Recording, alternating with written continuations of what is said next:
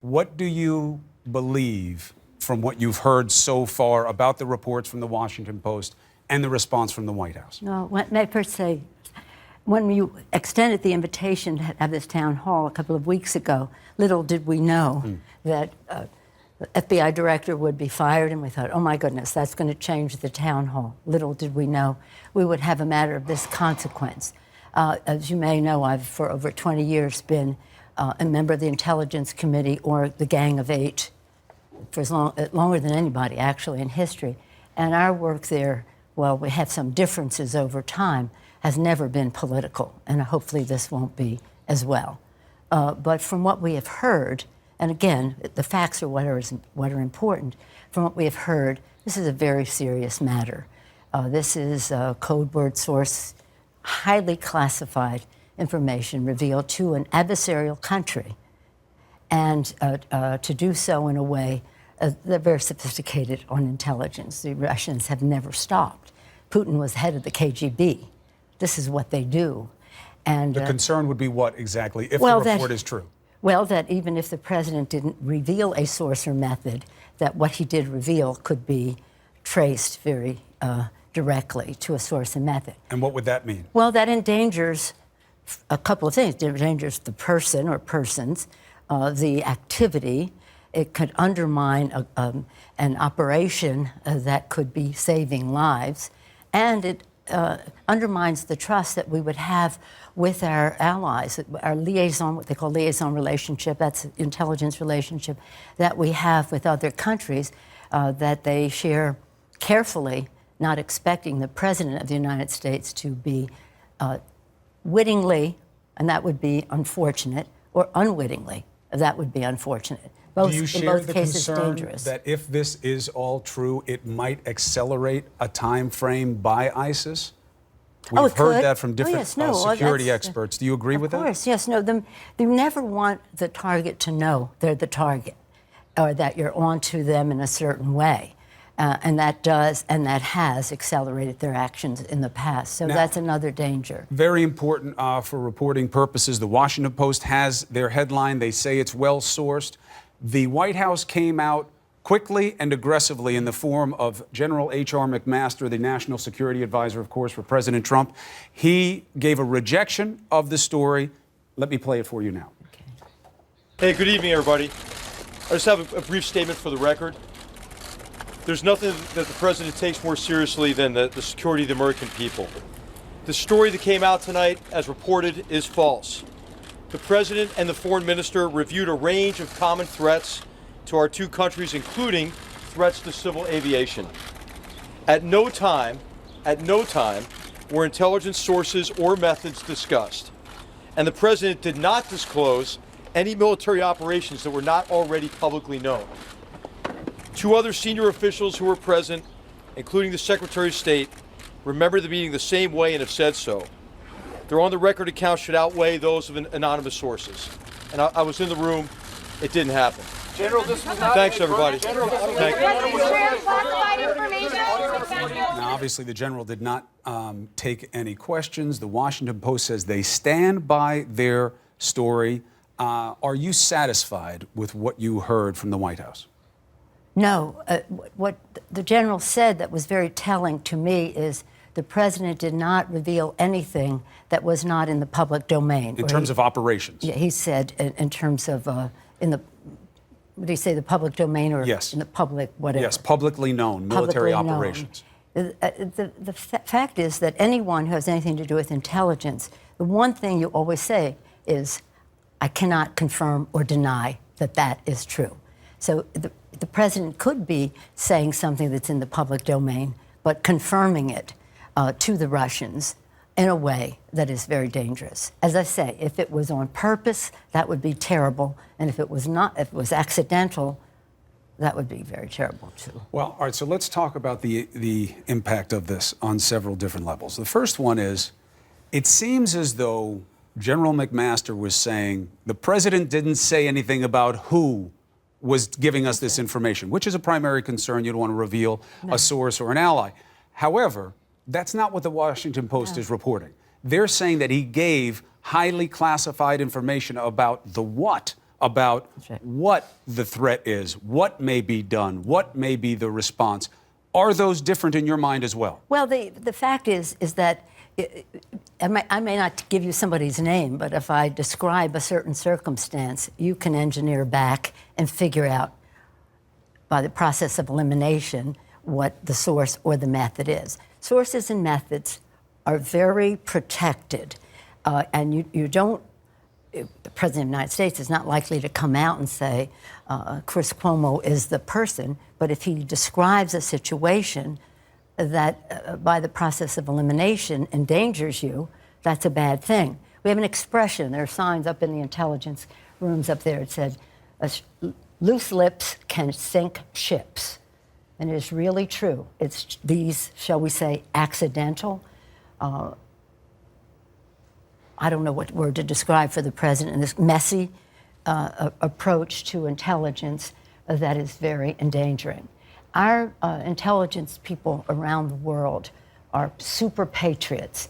They work very hard to protect the American people.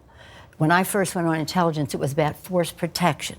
In case we were going into a military operation, how we avoid it in the first place, have the proper intelligence so that our military can succeed and quickly.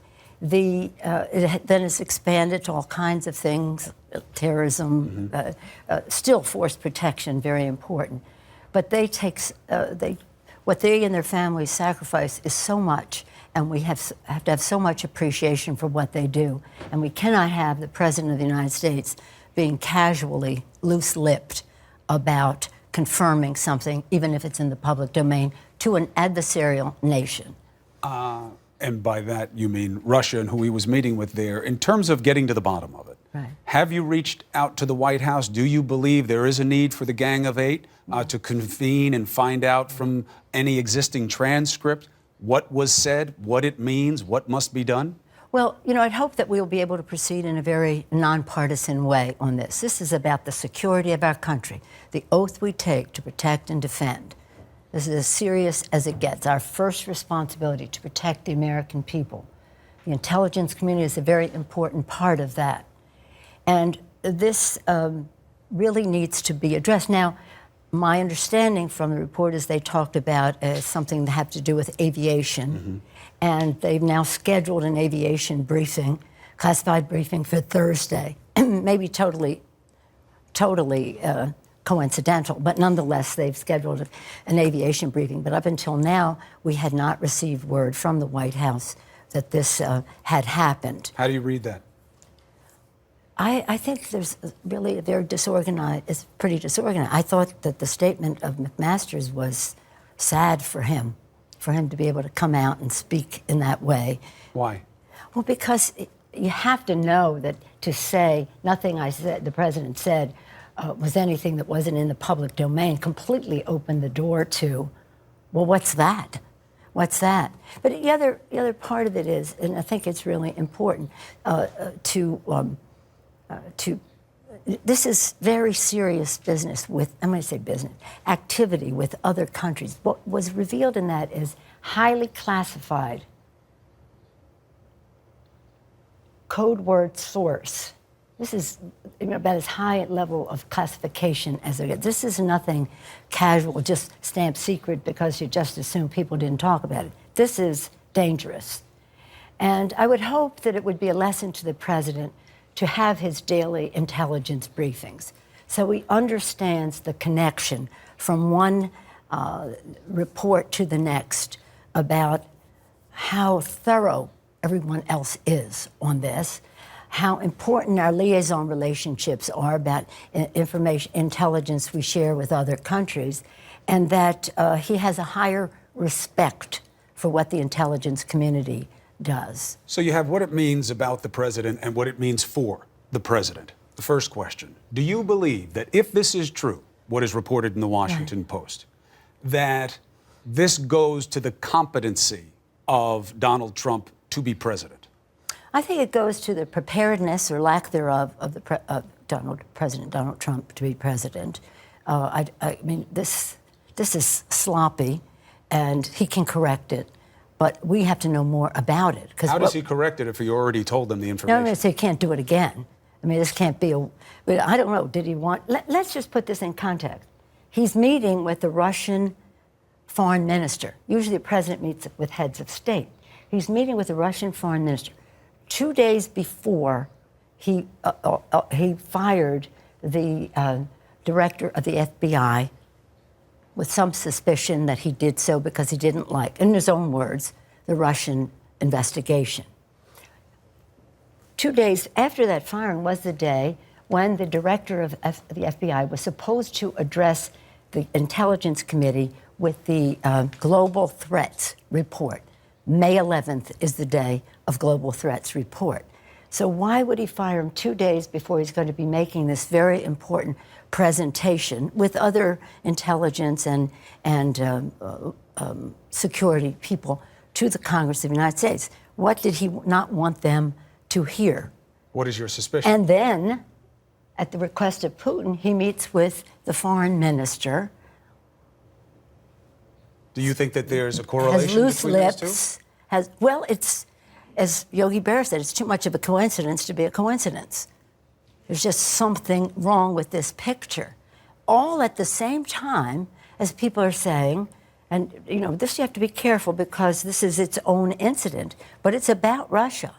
And every day I ask the question, what do the Russians have on Donald Trump?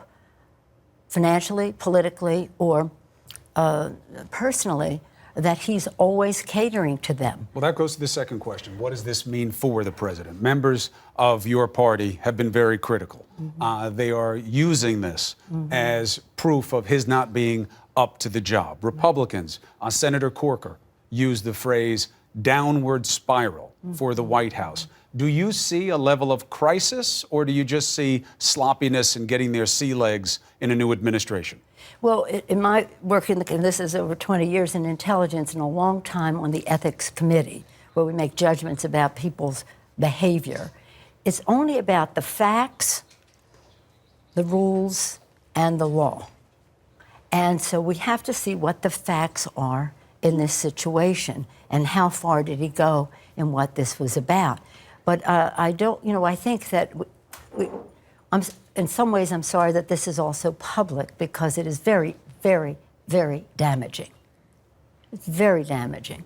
But the fact is, it is public, and the president has to answer for this. We expect to have some briefings in the Congress about this. I would be on the Gang of Eight, the 4 leaders of the committee, House and Senate, Democratic and Republican, and the 4 leaders of the Congress, and we expect to have it soon. But again, to try to take us to a safer place, the president did not do that. What do you need to hear from President Trump? Is this about an apology? Is this about a recognition of a need to do things differently? Do you expect to hear anything at all? Well, I would hope that the president would say, since this all centers around Russia, let the investigation of the Russian connection continue. You cannot separate this behavior of trying to please the Russians from what is this? What is this? So we have a call. Over 75% of the American people support a commission, an outside commission, not the Congress, to do the investigation. I think that Congress can do some investigating, or a special prosecutor, an outside counsel. But this might be the place where the Republicans stop hiding the truth from the American people about the Russian connection.